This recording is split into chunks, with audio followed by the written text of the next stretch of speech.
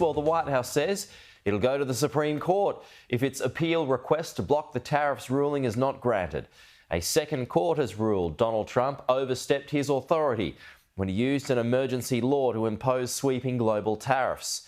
His plans to implement a baseline tariff on all nations and additional duties on China, Mexico and Canada have been blocked.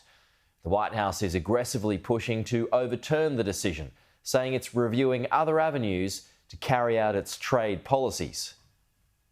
There is an effort by this administration to tackle these rogue judges and the injunctions and the blockades that we have faced in our broken judicial system. The courts should have no role here.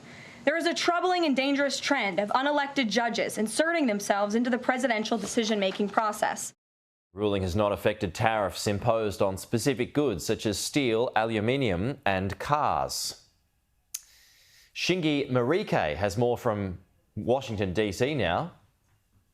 Judicial overreach is a term she used because that was the phrase also used by that court when it put in a federal order in place to block the Trump tariffs, or at least delay them somewhat. They said that he didn't have the power to use emergency legislation to put in place those tariffs. And just to come back to more of what she said that this was put in place to stop the US being ripped off and that it would impact the US's credibility on the world stage. And just to come back to the broader look at this, that these tariffs referred to in the court ruling are the 10% blanket tariffs, which impact a number of countries across the world, as well as tariffs in place impacting Canada, Mexico, and China as well. And this ruling itself is one that Caroline Leavitt in